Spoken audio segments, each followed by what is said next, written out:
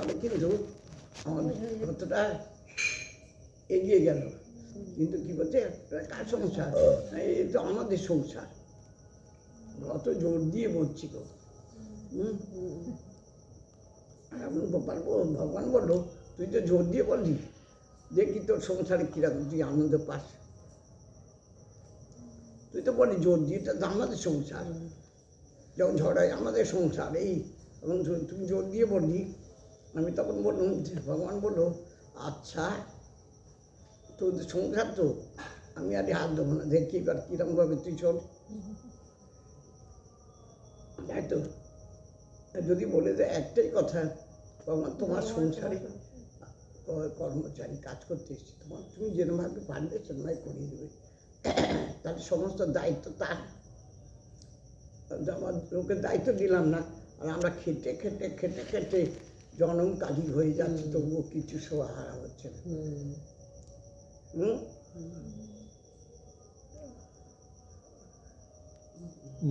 তবু বোঝাচ্ছে কে একজন কাঠুরে বনে কাঠ কাটতে যায়, হঠাৎ এক ব্রহ্মচারী মানে যে সাধু পুরুষ সঙ্গে দেখা হলো। ব্রহ্মচারী বললেন, ওহে এগিয়ে পড়ো।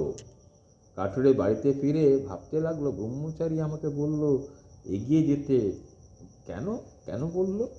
এরকম কিছুদিন যায়, আবার সে বসে আছে, এমন সময় ব্রহ্মচারীর কথাগুলো আবার মনে পড়ছে।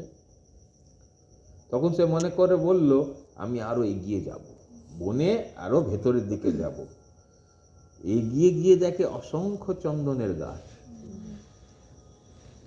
তখন আনন্দে গাড়ি গাড়ি করে চন্দনের কাঠগুলো নিয়ে এলো, আর বাজারে বেচে খুব বড় মানুষ হয়ে গেল। এরকম কিছুদিন যাওয়ার পরে আর একদিন মনে পড়লো, ব্রহ্মচারী বলেছিল এগিয়ে পড়। তখন আমার মনে গিয়ে আরো এগিয়ে গেল, নদীর ধারে রূপোর খনি, নদীর এক ধারে রূপোর খনি। এ কথা সে কখনো স্বপ্নেও ভাবিনি। তখন খনি থেকে কেবল রূপো নিয়ে গিয়ে বিক্রি করতে লাগলো। এত টাকা হলো যে আরো বড় লোক হয়ে গেল। আবার কিছুদিন যায়, একদিন বসে ভাবছে ব্রহ্মচারী, তো আমাকে রূপোর খনি পর্যন্ত যেতে বলেনি, তো তিনি তো আমাকে এগিয়ে যেতে বললেন। এবার নদীর পাড়ে গিয়ে দেখে সোনার খনি। তখন সে ভাবলো, ওহো হো হো, তাই তো ব্রহ্মচারী বলছিলেন এগিয়ে পড়ো। আবার কিছুদিন পরে এগিয়ে দেখে হিরে মানিক রাশিকৃত পড়ে আছে। তখন তার কুবেরের মতো ঐশ্বর্য হলো। তাই বলছি যে যা কিছু করো না কেন, এগিয়ে গেলে আরো ভালো জিনিস পাবে। একটু জপ করলো উদ্দীপন হয়ে, বলে মনে করো না যা হবার তা হয়ে গেছে। কর্ম কিন্তু জীবনের উদ্দেশ্য নয়, আরো এগো। কর্ম নিষ্কাম করতে পারবে, তবে নিষ্কাম কর্ম বড্ড কঠিন। তাই বলি ভক্তি করে ব্যাকুল হয়ে তাকে প্রার্থনা করো, হে ঈশ্বর তোমার পাদ্য পদ্মে ভক্তি দাও, আর কর্ম কমিয়ে দাও। আর যেটুকু রাখবে সেটুকু কর্ম যেন নিষ্কাম হয়ে করতে পারি। যেটুকু কর্ম রেখেছ সেইটুকু নিষ্কাম হয়ে করতে পারি। আরো এগিয়ে গেলে ঈশ্বরকে লাভ হবে, তাকে দর্শন হবে, ক্রমে তার সঙ্গে আলাপ কথাবার্তা হবে। তো কেশবের স্বর্গ লাভের পরে মন্দিরের বেদি লইয়া যে বিবাদ হয়, কেশব সেন ব্রাহ্ম সমাজে থাকে, ওইখানে মন্দিরের বেদি লইয়া বিবাদ হয়। এবার তার কথা পড়িল রামকৃষ্ণ প্রতাপের প্রতি। শুনছি তোমাদের সঙ্গে বেদি নিয়ে নাকি ঝগড়া হয়েছে। যারা ঝগড়া করছে তারা তা সব হরে পেলা পাঞ্চা সকালেই হাসছে। তো ভক্ত দেখো প্রতাপ, অমৃত এসব শাক বাজে, আর যা সব শুনে তাদের কোনো আওয়াজ নাই। বলছে দেখো প্রতাপ, অমৃত এইসব শাক বাজে, অনেকটা শাক বাজে, শাকের মধ্যে কোনো আওয়াজ নয়। তো প্রতাপ বলছে, মহাশয় বাজে যদি বললেন তো আবার কষিও বাজে, আবার কষি মানে কি? হ্যাঁ, কষিও হ্যাঁ, যেরকম শাকও বাজে আবার কষিও বাজে। তো বলছে এইখানে কি বলতে চাইছে?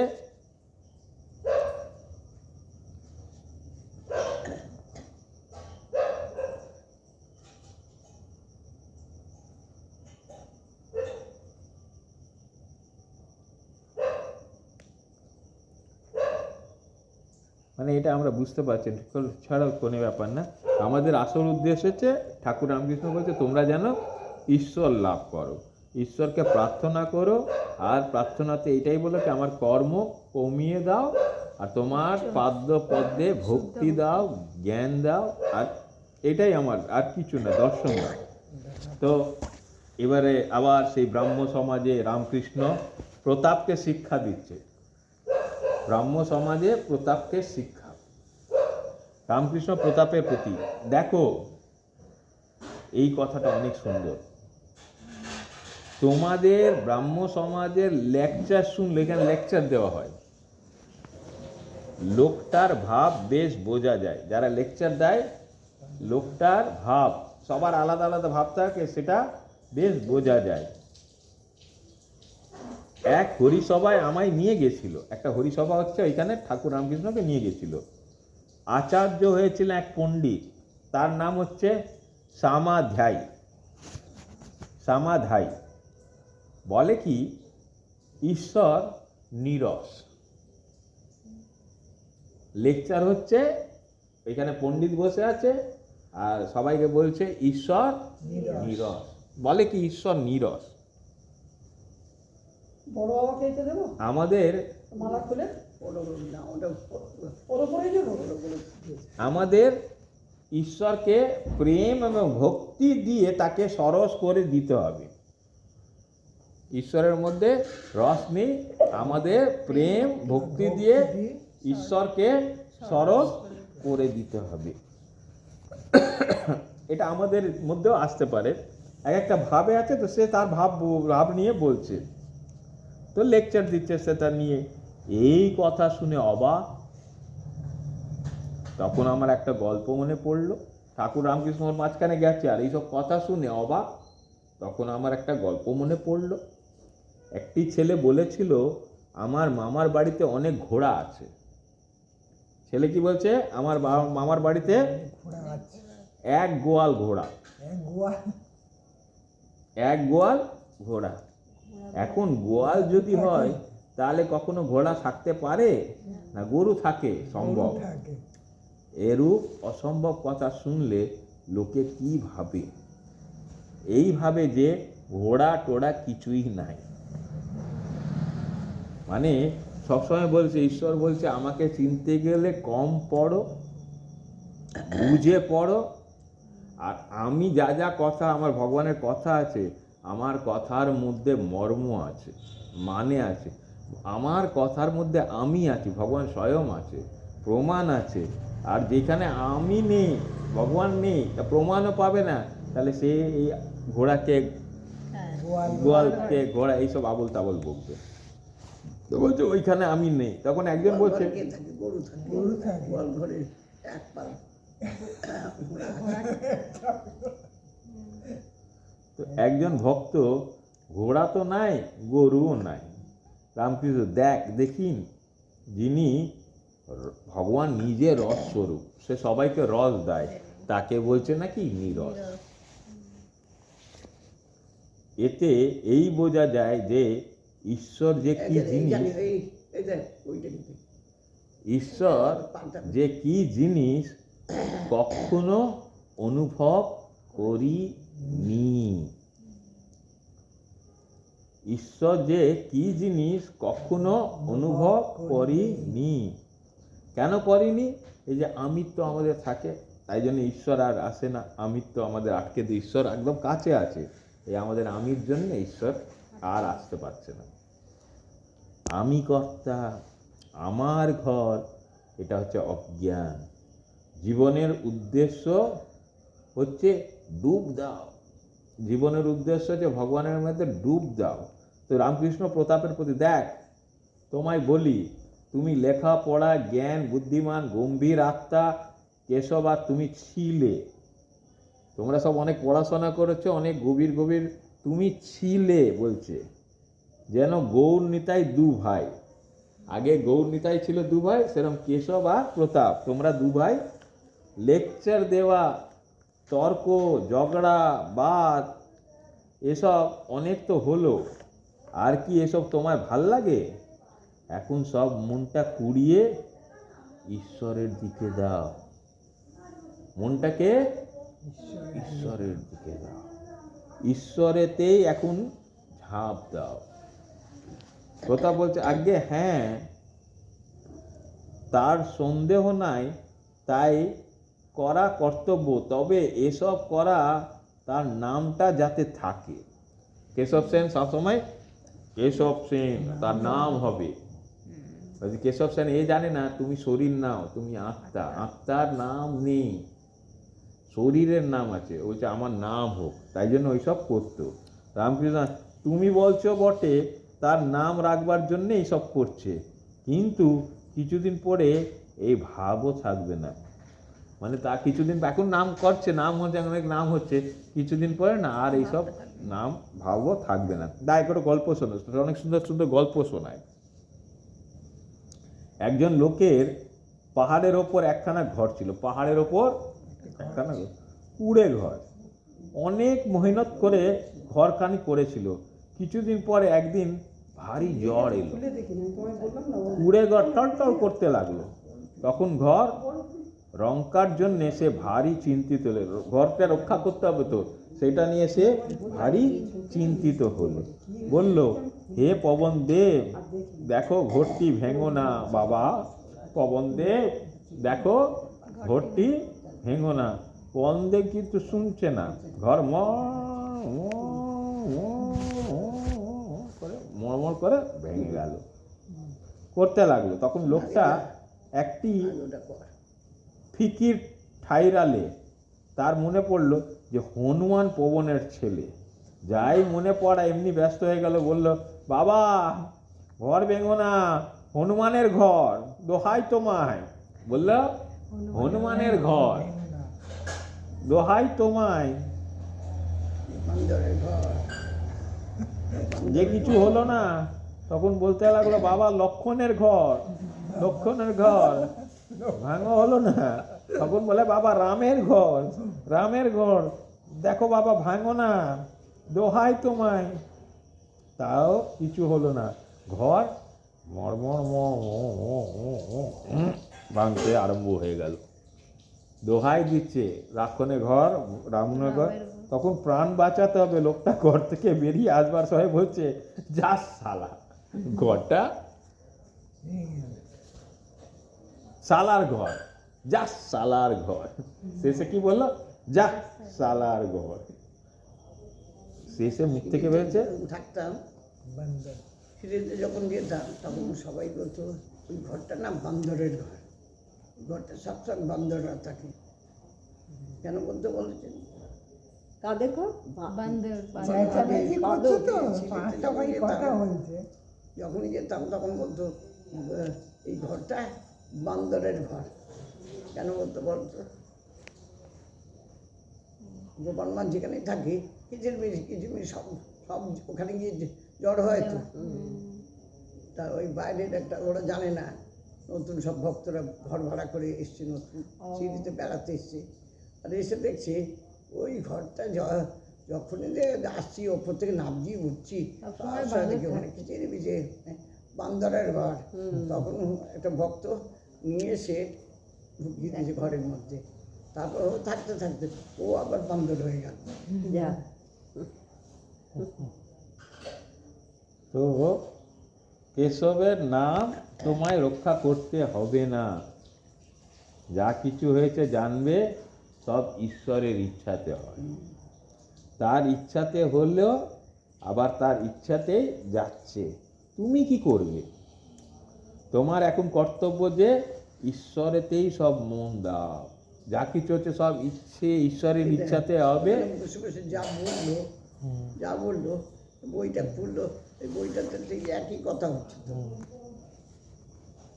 প্রত্যেকটা কথা একটাই কথা হচ্ছে তো, মানে ঘুরিয়ে ফিরে একই কথা হচ্ছে তো তাতে। বলছে কি সবসময় সবই তারই জিনিস। তোমার এখন অকর্তব্য যে ঈশ্বরে সব মন দাও, তার প্রেমের সাগরে ঝাঁপ দাও। এবার ঠাকুর যে গান গাইতো, কে একে শেখাচ্ছে? সে নিজে গাইছে, ঠাকুর গাইছে, শুনছেন? ঠাকুর গান গাইছে।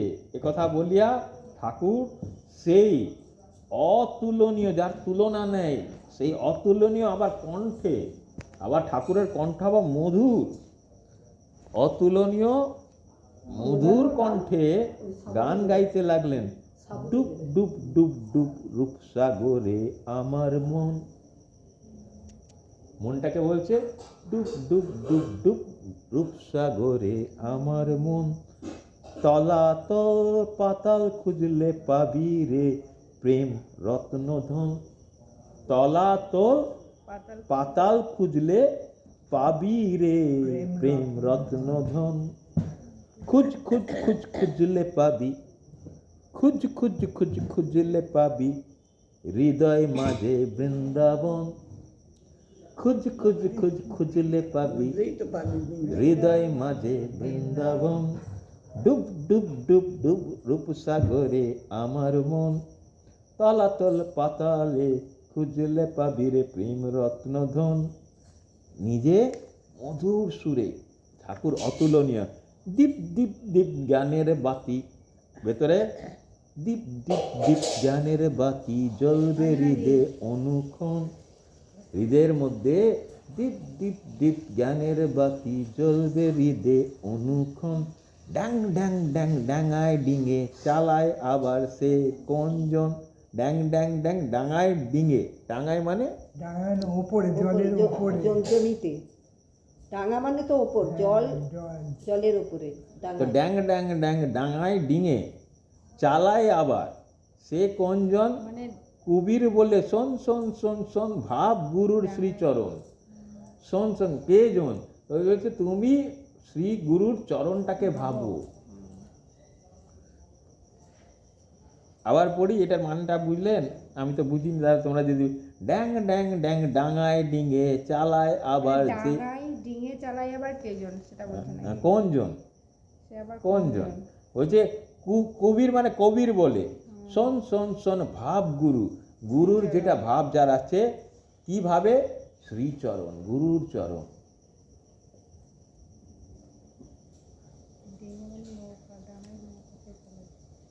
কি ভাববে সব সময় মনের মধ্যে? গুরুর শ্রীচরণ। তো প্রতাপের প্রতি গান শুনলে, লেকচার ঝগড়া এসব অনেক হলো, এখন ডুব দাও। আর এ সমুদ্রে ডুব দিলে মরবার ভয় নাই। এই সমুদ্রে কোনটা? যেখানে ডুব দিলে মরবার ভয় নাই। এই যে অমৃতের সাগর, এই যে অমৃতের সাগর, মনে করো না যে এতে মানুষ বেহের হয়, মনে করো না যে বেশি ঈশ্বর ঈশ্বর করলে মানুষ পাগল হয়ে যায়। আমি নরেনকে বলেছিলাম, প্রতাপ মহাশয় নরেন্দ্র কে? রামকৃষ্ণ, ও আছে একটি ছোকরা। আমি নরেনকে বলেছিলাম, দেখ ঈশ্বর রসের সাগর, ঈশ্বর হচ্ছে রসের সাগর। তোর ইচ্ছা হয় না কি যে এই রসের সাগরে ডুব দিই? তোর ইচ্ছা হয় না যে কি এই রসের সাগরে ডুব দিই? আচ্ছা মনে কর এক খুলি রস আছে, তুই মাছি হয়েছিস, তা কোনখানে বসে রস খাবি? তুই হলি মাছি আর এক খুলি রস হয়েছে, তা তুই কোনখানে বসে রস খাবি? নরেন বলল, আমি খুলির কিনারায় বসে মুখ বাড়িয়ে খাবো। আমি জিজ্ঞাসা করলাম, কেন কিনারে বসবি কেন? সে বলল, বেশি দূরে গিয়ে ডুবে যাব আর প্রাণ হারাবো। তখন আমি বললাম, বাবা সচ্চিদানন্দ সাগরে যে ভয় নাই, বাবা সচ্চিদানন্দ সাগরে সে ভয় নাই। এই যে অমৃতের সাগর, এ সাগরে ডুব দিলে মৃত্যু হয় না, মানুষ অমর হয়। ঈশ্বরেতে পাগল হলে মানুষ বেহড় হয় না। ভক্তের প্রতি আমি আর আমার, এটির নাম হচ্ছে অজ্ঞান। আমি আর আমার, এটি হচ্ছে অজ্ঞান। রাসমণি কালীবাড়ি করেছেন, এই কথাই লোকে বলে। কেউ বলে না যে ঈশ্বর করেছেন, লোকেরা বলছে রাসমণি কালীবাড়ি করেছে, এই কথা লোকে বলে। কেউ বলে না যে ঈশ্বর করেছেন। ব্রাহ্ম সমাজ অমুক লোক করে গেছে, এ কথা আর কেউ বলে না যে ঈশ্বরের ইচ্ছায় এটি হয়েছে। আমি করছি, এটির নাম অজ্ঞান। হে ঈশ্বর, তুমি কর্তা, আমি অকর্তা। তুমি যন্ত্রী। তুমি কার সঙ্গে এসছো? আজকে একটা লীলা হয়েছে, তোমরা লীলা তো, একটি লীলা আজকে বলছি। তুই একা গেলি কেন? আমি যদি না থাকতাম তুই একা হাঁটতে পারবি? ওইটাই তো অজ্ঞান হলো। এই ঈশ্বর কর্তা, এটার লীলা আজকে বলবো। তুমি এখানে আসতে পারছো বলে? বিরাট লীলা। আমি একা একা এসেছি, এটাকে কাজটা করছো, আমি একাই করেছি। এটা বলছে বলছে কত নিরেট, কত নিরেট। একবারও বলেছে ভগবান আমাকে দিয়ে করিয়ে নিয়েছিল, তাই আমি আজ করতে পেরেছি, নাহলে আমি কিচ্ছু করতে পারছি না। এই কথাটা যদি একটুখানি বলে ভগবান কত আনন্দ পায়। আর যদি ওইটা না বলছে, তারপরে কি তার ইয়েরা পাশ্চাত্যরা বেধন মেরে দেবে, ধরবে আর মারবে। তার দোষটা কার? নিজে। তাহলে আমার দোষ। আমি কেন বলবো আমি একা এসেছি? আমার একা ক্ষমতা আছে কোনো জিনিস? না, কোনো ক্ষমতা নেই। এই কথাটা আমরা একবারও বলি না যে আমাদের সঙ্গে ভগবানের জন্য আমি এটা পেয়েছি, ভগবানের কৃপা না হলে হতো না, এরকম বলি তো। ভগবান আমাকে নিয়ে এসেছিলো, কে না শ্বাস প্রশ্বাসটা যদি তোমার না দিত, তুমি একা একা কী করে কাজ করলে? কি যদি উনি শ্বাস প্রশ্বাসটা বন্ধ করে দেয়, তখন বললো যা এই ডেড বডি হয়ে গেল রে, সঙ্গে সঙ্গে ডেড বডি হয়ে গেল। যে শ্বাসটা বন্ধ হয়ে গেল তখন ডেড বডি হলো। তখন শ্বাসটা যখন ছিল আমি সব কিছু করতে পারছি, তুমি আমাকে কৃপা করে সব কিছু করাচ্ছি। আমি তো বলি না আমি নিজে নিজে করেছি, আমি আমি না হলে হতো না, এরকম বলি তো। তুমি কী করে করলে? তোমার অহংকার। তখনই তো আমাদের জীবনে সবসময় দুঃখ, কী করবো, কী খাবো, কী করবো, নানা রকম দুশ্চিন্তা হয়। দুশ্চিন্তা কেন এলো? না আমরা ভুল কথা বলে ফেলেছিলাম। ভুল কথার জন্য আমাদের নানা রকম দুশ্চিন্তা। নাহলে কারোর দুশ্চিন্তা নেই, সবাই ফ্রি। কেন ফ্রি? আমার গোবিন্দ আছে তো, উনি নিয়ে এসছে তো, আমাদের ওর দুশ্চিন্তা থাকবে কেন? মানে আমরা কী বলছি, সব ভুল ভুল কথা বলি। একটা কথা আমরা ঠিক কথা বলছি না, সব ভুল বলি বলে আমাদের বাজার যেতে হচ্ছে, সব কিছু করতে হচ্ছে। নাহলে উনি আমাদের সব কিছু করে দেবে। চোখ এদিক ওদিক তাকাই দেখি, আবার কে নিয়ে এলো, ওটা কে নিয়ে এলো, ওটা কে করে দিল, ওটা কে করে দিল, খালি অবাক হয়ে যায়। এইটারই কথা। একটা ভক্ত, মানে ওরা অনেক প্রতি বছরই ওদের বাড়িতে ওদের সাই বাবার মহোৎসব হয়, ডাকে। আমি ওই বাবা ডাকছে বলেই যাই, অনেক সময় যাইও না। তো আবার ফোন করেছে 23 তারিখ আসবি, 24 তারিখ আসবি। তাহলে ঠিক আছে, ফোন করবো। তো কালকে গোপালকে বলে যাবো, বলছে কালকে যেতে হবে না, কালকে যাবে 24 তারিখ। 24 তো আজকে। আজকে গেছিলাম, ও তো গেছি। তো সবাই যখন কারোর বাড়িতে গেলে কিছু নিয়ে যেতে হয় না, মালা নিয়ে যেতে হয়, ফল টুল নিয়ে যেতে, ভগবান মন্দিরে গেলে। তা আমার তো এইসব কোনো নিয়ে যাওয়ার অভ্যেসই নাই। মনে হলে নিয়ে গেলাম, ওইসব যেতে গিয়ে সবসময় নিয়ে। আমি ভাবি যা বাবা, সবাই তো নিয়ে যায়, আমি তো এইসব অভ্যেস নেই, আমি তো চলে যাই যার বাড়িতে এমনি। গোপাল মাকে জিজ্ঞেস করলাম, গোপাল মা ওইখানে যাচ্ছি, কিছু নিয়ে যেতে হবে? না, কিছু নিয়ে যেতে হবে না, যাও। কি নিয়ে যাবে? ঠিকই কথা, আমি তো আগে করতাম। যখন ওর বিবেক বলে তখন এটা নিয়ে যাচ্ছি, ওটা নিয়ে যেতে আসবে, তখন ওটা তোমার বিবেক হয়তো বলেনি, সেই জন্য মা বলে তুমি যাও। হ্যাঁ, কেন আমাকে নিয়ে যাবি? কি নিয়ে যাবো, ওইটা আমার ভেতর থেকে বলছে আমি কি, আমার কি আছে বা কি দিতে পারবো, কি নিয়ে যাবো, লোকের একটা লোকে করে ভগবানের কাছে আমি ভগবানের কাছে যাচ্ছি, ভগবান জ্ঞানে যাচ্ছি, কি আর যাবো ভগবান। তো চলে গেলাম, তো গোপাল মা বলছে খাবে, তো বলছে তুমি খাবার বাবার নিয়ে করো না, আমি কোথায় গেলে বাইরে গেলে আমি কিছু কচুরি ফচুরি খেয়ে নিই, তারপরে এসে আবার খাবার ইচ্ছে হয় না, তাই জন্য ওইটা যদি তোমার নাও বলবেন তাহলে অল্প রাখবে, এইসব বলছি। আর ওইখানে আমি জানি প্যাকেট সিস্টেম করে, নাহলে প্যাকেট সিস্টেম করবে, আমি প্যাকেট সিস্টেম আবার নিয়ে আসবো না, আমার প্যাকেটে আসবে না, আমি খেয়ে নেবো। ওইখানে ঠিক ভগবান দেরি করে পৌঁছলে, গেলাম, গিয়ে দেখছি অনেক আনন্দ, এত সুন্দর রজগুণ, কি রজগুণ, শতগুণে সবাই রজগুণটাই সবসময় থাকে। রজগুণ, ওইটা দেখলে তোমরা বলবে এত সুন্দর, খালি সাই বাবা সাই বাবা সাই বাবা সাই বাবা, পরিষ্কার পরিচ্ছন্ন, খালি সাজিয়েছে কাপড় দিয়ে, এই ওই এই এই। রজগুণ মানে কামনা, আসক্তি, আমার যা যা ইচ্ছে সব পূরণ করে। ঈশ্বরকে যে ঈশ্বর দর্শন করব, আমার ঈশ্বরের সম্পর্ক, সেটা শতগুণ, জ্ঞান। ওরা জ্ঞান না, ওরা বলে আপনি আসবেন একটু পাঠ শোনাবেন, গেলাম, আমি কেন বলবো পাঠ শোনা, ওরা ভুলেই যায়, ওরা ইচ্ছেই না, জানে পাঠ শুনতে হয় কিন্তু ইচ্ছে নাই, তা আমার কি দরকার বাবা। তো গেলাম, তা ভগবানকে বললাম ভগবান তুমি কি চাইছো আমি জানি না, আমি আধ ঘন্টা বসলাম, ভাল লাগছিল, বলছে তাহলে চলো একসাথে বসে খেয়ে যাবে, মানে এই দেখো, তাহলে ওই একই প্যাকেট ওর বাড়িতে বসে খেয়ে নিলাম। এবারে আমি তো খেয়ে নিয়েছি, আমি তো নিয়ে যাবো না, না প্যাকেট নিয়ে যেতে হবে, আমি প্যাকেট নিয়ে কী করবো, ওই যে দুটো প্যাকেট দাও, একটা প্যাকেট দাও, আমি দেখি যা, তার ওপর থেকে একটা হাঁড়ি, কী ছিল এটা, মিষ্টি, এক হাঁড়ি মিষ্টি, হ্যাঁ এক হাঁড়ি মিষ্টি পাঠিয়ে দিল। এবার গোপাল মাকে দিলাম, গোপাল মা বলছে সামনের ফ্রিজে রেখে দে।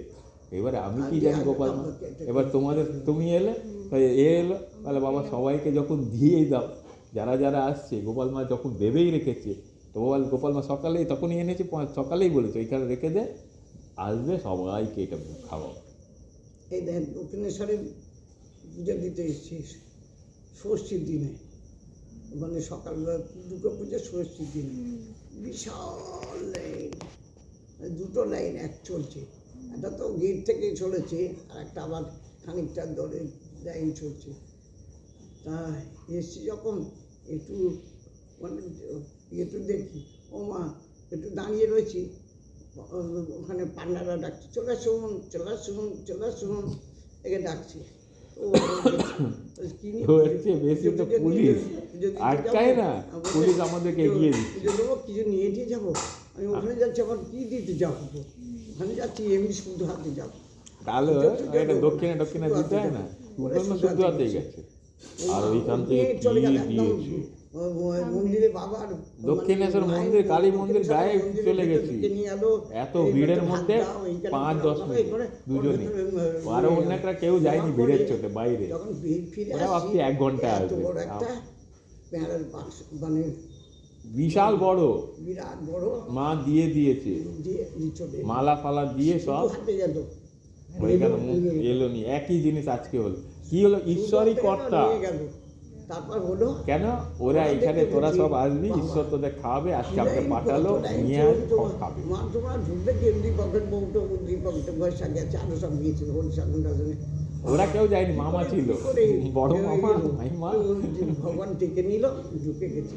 আবার ওই এত বড় তারা ডাকছো, আবার ওখানে গেছে সবাইকে দেওয়া হলো। ওই সব দিনগুলো মারাত্মক লীলা, গোপাল মার লীলা।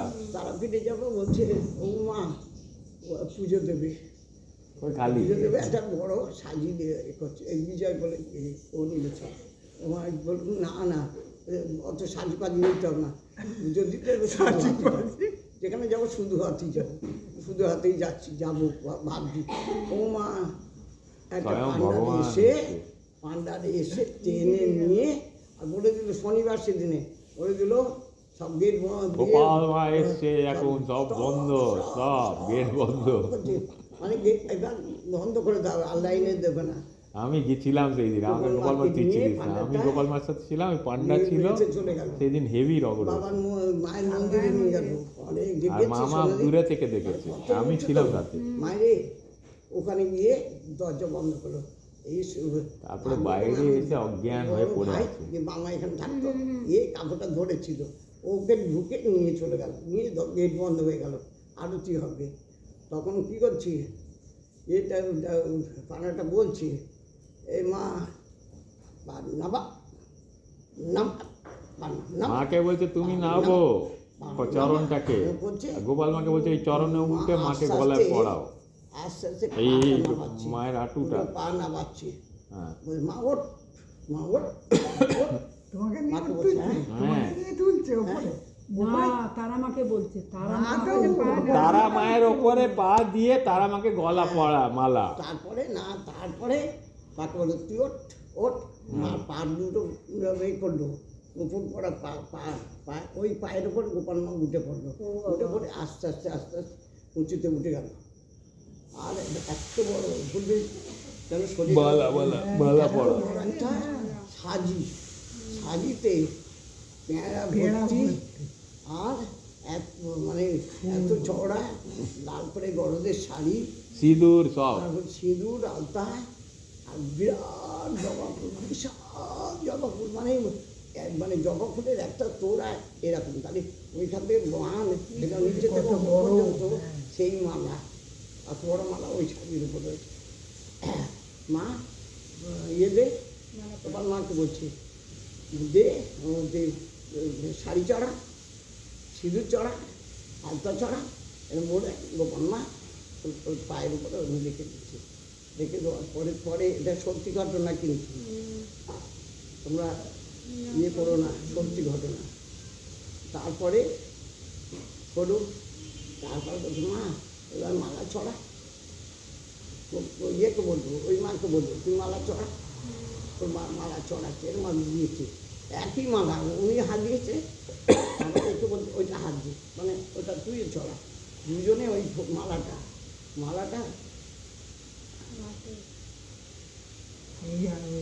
মা গোপাল মা অজ্ঞান হয়ে গেছে, মালা তারা মা মালা তুলে গোপাল মাকে পরিয়ে দিল। ওকে দেবে, ওর মালাটা তারা মা গোপাল মাকে মালা পরিয়ে দিল। দিচ্ছে। আর গোপাল মা সেই দেখে অজ্ঞান, পরে দেখছি তাকে তুলে নিয়ে বাইরে নিয়ে চলে গেছে। পাশে যে মার ওখান থেকে বেরিয়ে যে একটা ছোটো বেরিয়ে আছে না, বেরিয়ে পর শোয়ানো রয়েছে, সব ফুল টুল ছড়ানো, ওতে কী করে পড়ে আর গেল। তারপরের একটা দিতে হবে, দাঁড়াও। এই অবস্থায় গোপাল মা অজ্ঞান অবস্থায়, তখন একটা মেয়ে তার সন্তান হবে, কি হয়েছে তাকে আবার উদ্ধার করলো। তুমি এই অবস্থায় আছো, সেই অবস্থায় তুমি উঠলে, ওঠার পরে একটা মেয়ে ছিল সেইখানে গেছিল, ওইখান থেকে আসছে, তার বাবা মা কি অজ্ঞান হয়ে গেছে, কি হয়ে গেছে, তাকে আবার গোপাল মা অসুস্থ ছিল, সেই অবস্থায় তুমি ভাবো এক্ষুনি একটা লীলা হচ্ছে, তার সেই অবস্থায় অজ্ঞান হয়েছ, একটু ঠিক হলো, দেখছি এসে সবাই কাঁদছে, এই হয়েছে ওই হয়েছে। তাহলে এই লীলার ভেতরে লীলা, কত পরীক্ষা, নিষ্কাম কর্ম, এই যে এটা বিশাল বড় খেলা। যে বলছে পূজারি, সে কি পূজারি? পূজার ভগবান স্বয়ং, তুই বলে বলতো স্বয়ং ভগবান আসে, আমরা চিনতে পারি না, কারণ নানা রূপে চলে আসে। এত আমরা শুনছি তো, এত তবু শুনছি, আমরা অজ্ঞান হ্যাঁ? তবু যেন অজ্ঞানে পড়বো, হুম? তবু আমরা অজ্ঞান কিছুই যেন এত আমরা শুনি, তা আমাদের মধ্যে সেই ভাবটা আছে। গোপাল মা বলো, গোপাল মা যদি একটু বকে আর কিছু বলে, সেই জিনিসটা না পায়, তখন আমাদের মনটা অন্য হয়ে যেত। তাহলে আমাদের মন কীরকম দেখো তো, আমাদের মনটাকে কীরকমভাবে তৈরি করি। ওরা শুনছি, আবার চোখে দেখা, ওখানে সবাই চোখে দেখেছে, যারা গেছে তারা দেখেছে, এর সময় হয়েছে দিদা। আমার কাছে তো প্রচুর সব সময় হয়, আর তাই জন্য তো আমার ঝগড়া হয়। গেও টুকতো মা ওই তো বুঝতে পারছে না, বিশাল আমি ভিড় হয়েছে। এই ওরা সব গেছে, মাইমা সবাই ঢুকেছি, আর আমরা কি একটা কিনতে গেছে তো বলে মাসি আর মাসি একটু দেরি হচ্ছে, আর দেখি পিঙ্কু এত মাসি। ভিড় হচ্ছে, ঢুকতে পারছি না। ও মা, সঙ্গে সঙ্গে দুটো হ্যাঁ। কুকুর, ভিড় এত ভিড়, ওখানে ঢোকার একদম কোনো জায়গা নেই। ইয়ে দুটো ঘেউ কুকুর আজকে কালো যিশু মতন ঘেউ কুকুর তা বলছি, জন্মদিন না? কি গন্ধ নিয়ে 25শে ডিসেম্বর আর এদের রাত্রি পিছন থেকে পিছন কালকে দুজনের পিছন পিছন যিশুর ঢুকছে। জন্মদিন। আর আগে নিজে ঢুকছে, তারপরে এদের ঢুকতে বলছে। কুকুরগুলো বলছে ঢোকো, ওদের সঙ্গে শুনে ওমা কুকুরগুলো ঢুকলো, সব লোক চলে গেল, গন্ধ গন্ধ গন্ধ কি মিষ্টি গন্ধ গন্ধ করে ভিড় হয়ে চলে গেল, সব চলে গেল। অল্প ছিল চলে গেল। গোপাল মাকে বসিয়ে দিল কুকুরটা, বসে নিজে ওখানে কাঠ দিয়ে রয়েছে। আর সেই সময় ওখানে বসলো আলুতি, সবে আলুতি, এবার বিরাট আলুতি। আমরা অনেক পেছনে আছি, শেষের দিকে মায়ের মন্দির অনেক সেই দূরে, সময় ওইখান থেকে একটা পান্ডা পুজো চলে এলো, করছিল, পুজো করতে করতে ঘুরে এলো। গোপাল মাকে নিয়ে চলে গেল। তার পেছনে পাচ্ছে আমি গেলাম, কিন্তু গোপাল মা ভেতরে, আমি একটু দূরে। গোপাল মাকে ভেতরে নিয়ে গেছে। হিড় করে টেনে নিয়ে মন্দিরে নিয়ে চলে যাচ্ছে। এরা তখন ছুটে গিয়ে বলছে, আপনি নিয়েছেন কেন? উনি ভাট করে হাঁটতে পারেন না। বলছে আপনি কিছু করুন না, আপনারও যেমন মা আমারও মা, আমি ঠিক ভক্তি করে নিয়ে যাবো বলে উনি একদম মন্দিরে ভেতরে নিয়ে গেছে। ওটা সেবারে হয়নি, এটা তারপরে অনেকবার গেছি আমরা তারাপীঠ, গোপাল মা অনেক শিরডি অনেকবার গেছে, তারাপীঠ অনেকবার গেছে। মানে এর মধ্যে অনেক বা ওইসব জিনিসগুলো ভোলা যাবে না। দেখাচ্ছি আবার সব সময়, সব সময় তারপর আবার গেছি, আবার বিজয় পেলে একটা বিরাট ওপর থেকে, হাওয়া থেকে, যেরকম মুখে বললে 2 টাকা 4 টাকা আসলো, ওর ইচ্ছে যে সবসময় নীলেশকে নিলে আমাকে অনেক দেখিয়েছে, ও শুনেছে, তা আমাকেও দেখাক।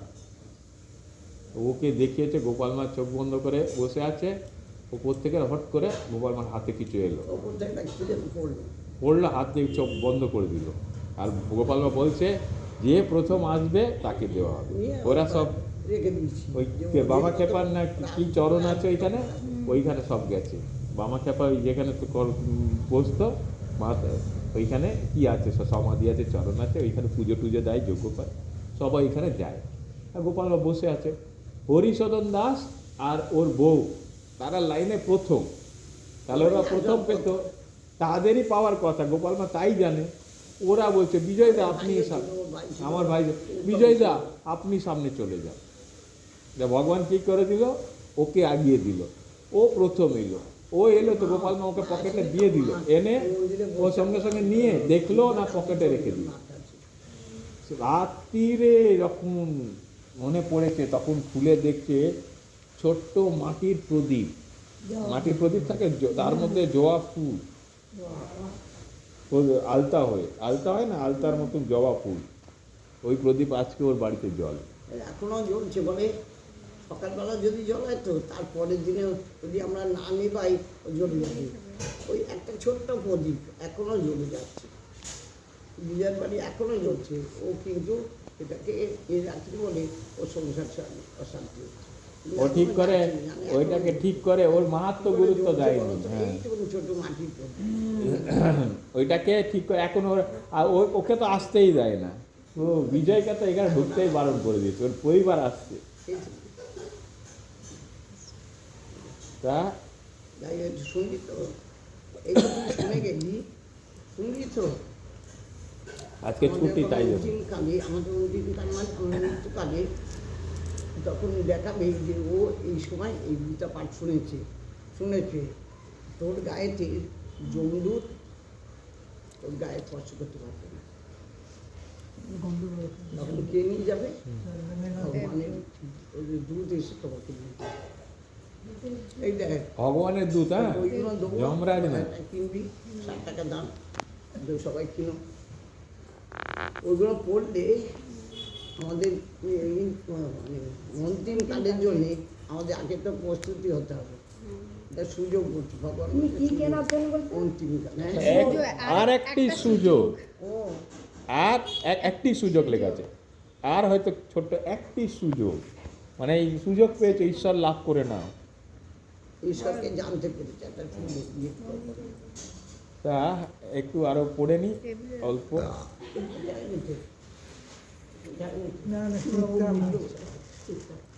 আসতে বলো না, রাতে ও আছে একটা ছোকরা, আমি নরেনকে বলেছিলাম, দেখ ঈশ্বর রসের সাগর, তোর ইচ্ছা হয় না যে ওই রসের সাগরে ডুব দিই? আচ্ছা মনে কর 1 খুলি রস আছে, তুই মাছি হয়েছিস, তুই কোনখানে বসে রস খাবি? নরেন বলল, আমি কুলির কিনারায় বসে মুখ বাড়িয়ে খাবো। আমি জিজ্ঞাসা করলাম, কেন কিনারায় বসবি কেন? সে বলল, বেশি দূরে গেলে ডুবে যাব আর প্রাণ হারাবো।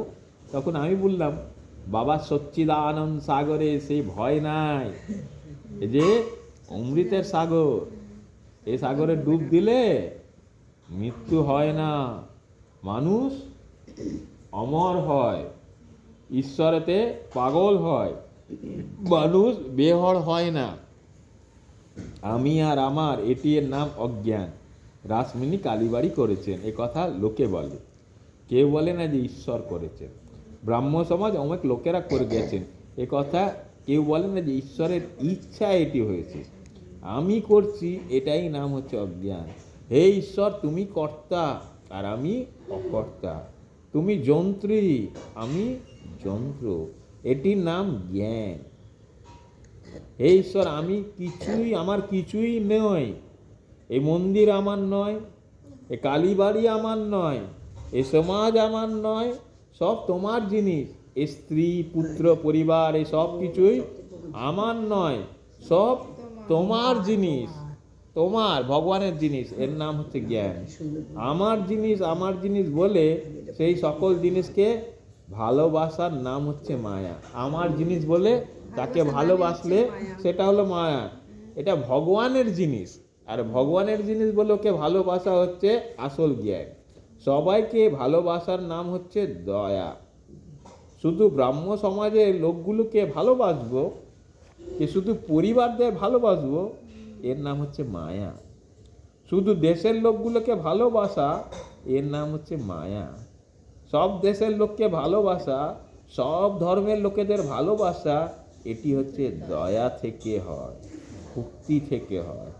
মায়াতে মানুষ বদ্ধ হয়ে যায়, ভগবান থেকে বিমুখ হয়, দয়া থেকে ঈশ্বর লাভ হয়। সুখদেব, নারদ এরা দয়া রেখেছিলেন। গোপাল মার এই একটা লীলা বলি, কি বলছে নরেনকে, মরবি না রে, ডুব দে। গোপাল মা পুরীতে না দীঘাতে, পুরী না দীঘাতে, আমি সমুদ্রে ঢুকতে চাই না, আমি দীঘার সমুদ্র বলে ঢেউ এলে ভেতরে নিয়ে যায় আর ফেরাই, অনেক সময় বলে ফেরায়, অনেক মরে, আর আমি যাচ্ছি না। গোপাল মা হাত ধরে ঢেউ পেছনে, আমরা ওই ক্যালেন্ডারে তো হাত দিয়েছি। আরে আমাকে নিয়ে ভেতরে ঢুকে গেছে, এইদিকে আমি ভেতর থেকে এইদিকে ঢেউ পড়ছে, এইদিকে লোককে দেখছি আর ঢেউ পড়ছে, আর আমি আর গোপাল মা ভেতরে, সবাইকে ধরে দিয়েছি একদম। ঢেউ গিয়ে পেছনে ঢেউ পড়ছে, পেছনে ঢেউ পড়ছে, আমরা ভেতরে আছি, ভেতর থেকে ঘুরে দেখলে ওইদিকে ডুব ডুব করছে, পড়ছে, আর ওইদিকে ওরা আছে, ওরাও দেখছে, আমরা মাঝখানে চলে যাচ্ছি। তাহলে ওই অমৃত রূপসাগরে ডুব দিয়েছেন, আমি তো মরবো না, আত্মজ্ঞানী ভগবান। এটা এই বইটা পড়ছি, একটা ভক্ত মরে গেছে, সে হচ্ছে মেদিনীপুরে, তার বাড়ি মেদিনীপুরে, শ্বশুরবাড়ি মেদিনীপুরে, মণিপুরে হচ্ছে অনেক লোক মনমান যাকে অনেকটা দূরে হতে পারে। তা মেয়েটা তখন ওর মেয়েটা এরকম ছোটো মেয়ে, আর ওখানে মেদিনীপুর শ্বশুরবাড়ি, ওর অনেক দিনের অসুখ করছি, ওখানে ডাক্তার দেখাই না দেখে যথারীতি মানে কষ্ট করতে হতে মরে গেছে, ভোরবেলা মরে গেছে। তখন বাপের বাড়ি খবর দিয়েছে, বাপের বাড়ির লোক সব গেছে, তখন বলছে যে তাহলে ওরা কী করে হসপিটালে এসে অ্যাম্বুলেন্সে করে নিয়ে এসে 3টে হসপিটালে, প্রথম হচ্ছে এমআরআই না ওই নীলরতন, পিজি, এরকমভাবে ভাঙড়ে 3টে হসপিটাল থেকে দেখাবার সময় যেই নিয়ে যাচ্ছে সেই ওতে নিয়ে চলে যায়, মানে ওর তো ডেট নিয়ে চলে যান, 3 জায়গা নিয়ে তারপর বাপের বাড়ি গেছে। তার দুদিন পরেই জন্মাষ্টমী, বিশাল উৎসব হয়, বিশাল মানে লোকারণ্য 3-4 দিন ধরে, 1 সপ্তাহ ধরে, 2006-07 কথা। তা সব লোক ভর্তি, প্যান্ডেল মানে একটা রম ব্যাপার হয় বলছি। আর সেই সময় মরাটাকে নিয়ে এসছে, 3টে হাসপাতাল ঘুরিয়ে রাত্রিবেলায় ওটা 8:30-9টার সময় মরাটাকে ওর মাকে বাড়ি নিয়ে এসেছি যথারীতি সব কান্নাকাটি হচ্ছে, মরে গেছি। তখন ওর বয়স কত, এই 25-26 বছর বয়স। মরে গেছে, বাবা বাপের ভাই সব কান্নাকাটি হচ্ছে, কাঁদছি সেই সময়। আর এদিকে ওকে সারা জীবন মরে গেছে তো, তাড়াতাড়ি হয়ে নিয়ে যাবে বলে সব খাটটা আগেকালে সব খাটটা খাটে করে সব রেডি হয়ে রয়েছে দেখছি। তখন গোপাল মাকে নিয়ে গেছে, শোনো গোপাল মাকে নিয়ে গেছে। নিয়ে যেতে যেতে ওর ছেলে বিয়েটা বলতে বলতে যাচ্ছে, ও গোপাল মা আমার মা আসবে তো, আমার মা আমার কাছে আসবে তো। আমি কে বলেছে আসবে না, তুই আসবে। আমি না তোমাকে একটা মন্দির করে দেবো, আমি না মন্দির করে দেবো, এই করছি। আমি আচ্ছা তুই যা করবি করবি, এখন যাই তো তোর মার কাছে। আর এই তো গিয়েছি, নিয়ে গেছে, গিয়ে দেখছি মরেই গেছে, মরে গেছে। ওর বরটা ওর পায়ের কাছে কাঁদিয়ে, বোনেরা দিদিরা সব ওর যে করছে, খুব কানাকাটি করছে। আর তখন গোপাল মা ওকে বলছে, এই দেখ না এরকম টুন দিয়েছে, ছোটো মতো টুন দিয়েছে, বসছি ওকে মরাটায় হাত দিয়ে রয়েছে, মাথাটায় হাত দেওয়া রয়েছে। আর ওরা তো সব পাগলের মতন কাঁদছে, মানে ওখানে পরিবারের যেটা হয় খুব কাঁদছে। তা গোপাল মা ওর মাকে বললো, তুই কেঁদো না, এক্ষুনি তোমার মেয়ে জ্ঞান্ত হয়ে যাবে বলে ফটো। তারপর ওর মেয়েটাকে বলছি, দেখ না তোর মা না এমনি টুলুক করে গোপাল মাকে ঝরিয়ে ধরবে, দেখবি তোর মা বেঁচে যাবে বলে ও বলছি ওকে ওই নাম্বার বলছি। আর হাতটা এরকম, ও মা ও টুলুক করে উঠে গোপাল মাকে ঝরিয়ে ধরেছে।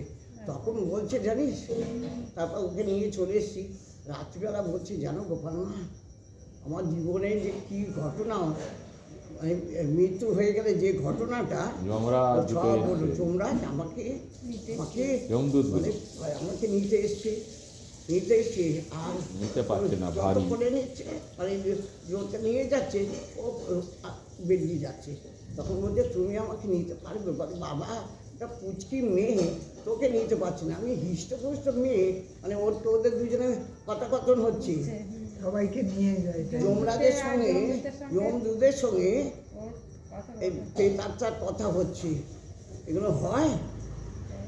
হ্যাঁ হয়।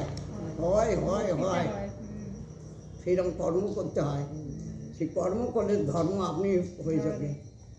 তারপর বলছে, জানো গোপাল মা, বলছি হ্যাঁ রে পুচকি, তোকে বুঝতে পারছি না কী আছে তোর মধ্যে। বলছে কেন জানো না, আমি সবসময় আমার গোপাল মা বলে দিয়েছে আমার রাম লিখতে, আমি প্রত্যেক দিন রাম লিখি, তুমি আমায় ধরবে কী করে?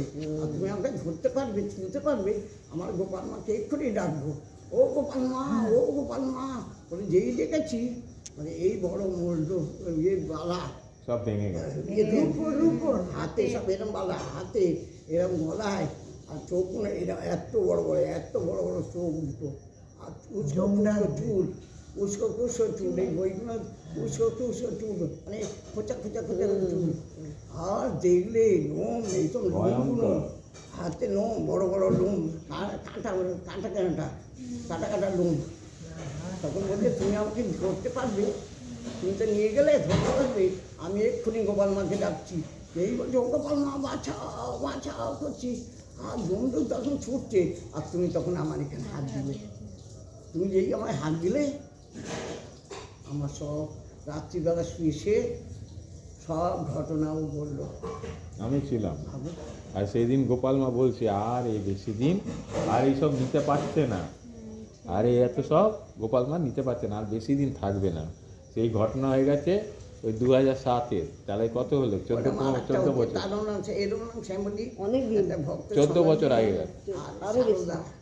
না এটা আমার সামনে হয়েছে সব। 24 হলো তো, 14 14.5 অনেক বাচ্চা কত লোক পেয়েছে। এই খেলাটা অদ্ভুত, এটা বোঝা মুশকিল। একবার তো কেউ পারবে না, কোনো দেবতা পারবে না, কোনো শিল্প পারবে না, ব্রহ্মা পারবে না, কেউ পারবে না, একমাত্র ভগবান নিজেই পারে। তুমি কি করে পারলে? উপলক্ষ বলছে তোমার আমি নেই,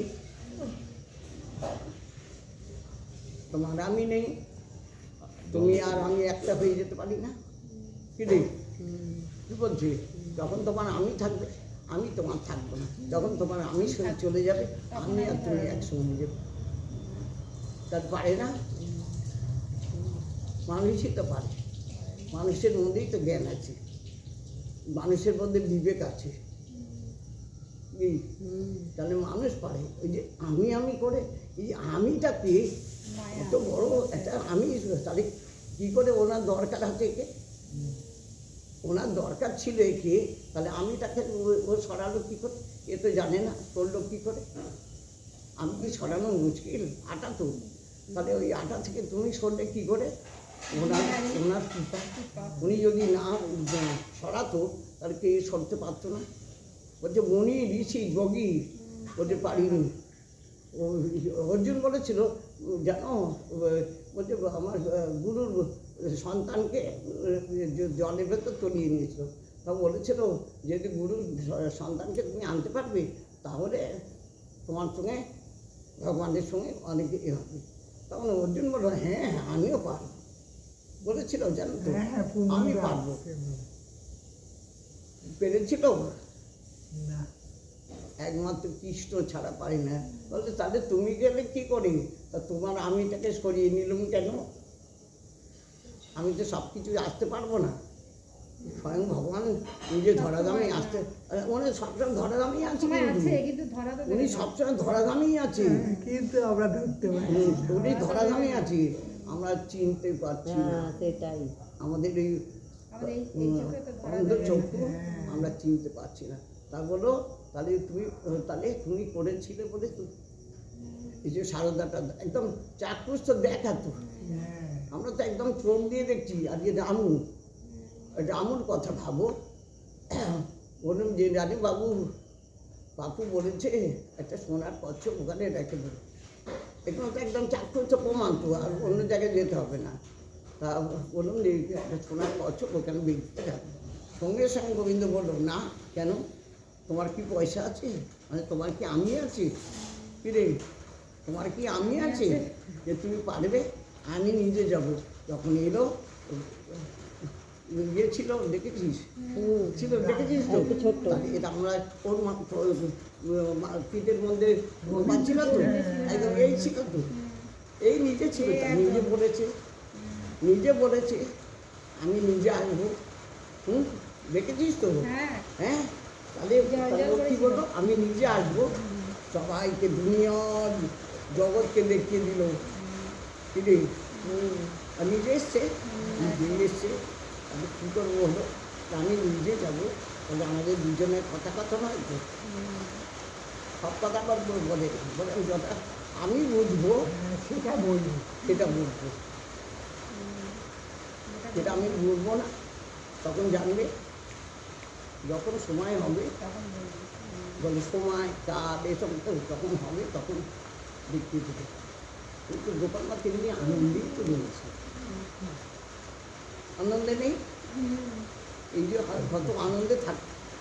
তোর সঙ্গে যে কথাগুলো ওইখানে বলবো, যে কথাগুলো বলেছে, যতটা কথা বলেছে বইটা খুলে তত সেই একই শুনতে পায়। একই দেখ একই তো কথা। এই ওকে বই দেখে পড়িনি, না দেখে মানে ও সবসময় তাই বলেছে তো তাই বলে। বলেছে, হ্যাঁ। ও বলালো তাই ও বলছে। যে কথাগুলো বললো ও সব কথা এই বইটা খুলে সব একই কথা, যতক্ষণ ওই কথাটা হলো সব কথা। আরে এইগুলো কী করে বলবো বলতো? তুই তো আলাদা বললি তো, না, বলাচ্ছে তাহলে যে কথা পাই তো বই যত কথা সব কথা ওর সঙ্গে ও এসছে, ওর সঙ্গে ও একটু পার্সোনাল মধ্যে ছিল, বলছিল। তখন ওকে যে কোনো বোঝালো এই ধর্মের কথার মধ্যে, তার ধর্মের কথা বলতে আমি এখানেও আমি এর আমি ভগবান স্বয়ং বলছে আমি। তুই কি বলেছিস? তোরকে বলিয়েছি বলে তো তোকে বলেছিস, তুই বলবে কী করে? এগুলো কি আশ্চর্য না? অবশ্যই। সেই জন্যই তো সবাই এত ভালোবাসে কেন, প্রত্যেকে এত ভালোবাসে কেন? ঠিক গো, এত বিশ্বাস নিয়ে কাজ করলে কী করি? এত বিশ্বাস নিয়ে কাজ করলে কী করি?